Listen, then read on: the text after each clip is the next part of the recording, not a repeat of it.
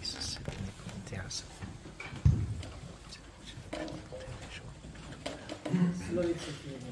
Amin, amin.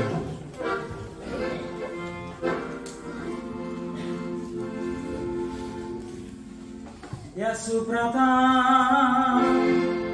stă Domnul ce veghează, Glorie Lui, să-și împlinească sfântul Său cuvânt.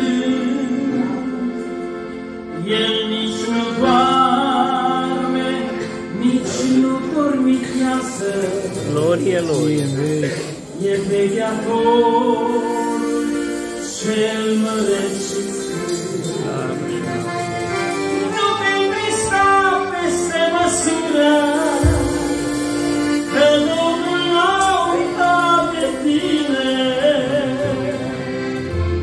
El scoate aurul din zgură și-ar vrea să strălucești mai bine.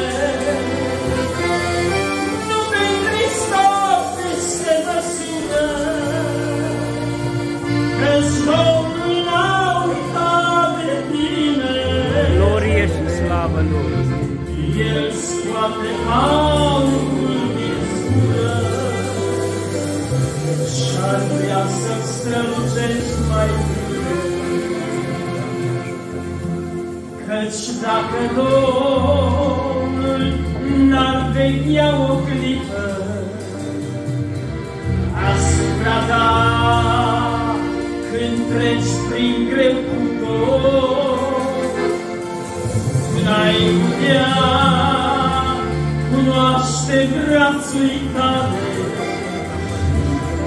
ce-ți va veni atunci când ajutor.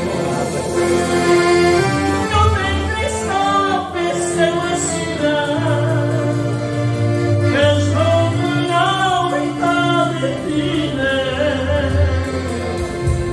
El scoate aurul din zgură și-ar vrea să strălucești mai bine. Nu te întrista peste măsură, că-și Domnul n-a uitat de tine.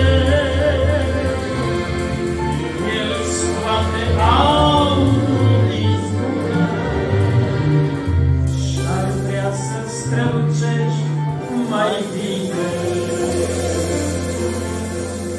Și chiar de-ar fi de 7 ori cuptorul,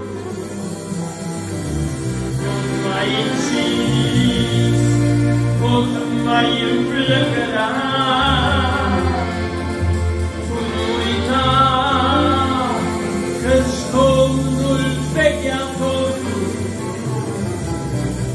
ești cuptor atunci când e chemat. Nu te întrista peste măsură, că-și Domnul n-a uitat de tine. El scoate aurul din zgură și-ar vrea să strălucești mai bine. Nu te întrista peste măsură, că-și Domnul n-a uitat de tine. El scoate aurul din zgură și-ar vrea să strălucești mai bine. Privește-ți urma pașilor în vale, câte încercări ispite ai pierdut și când ai zis, o, nu mai pot pe cale, din toate Domnul atunci i-ai izbăvit. Nu te întrista peste măsură, că Domnul n-a uitat de tine. El scoate aurul din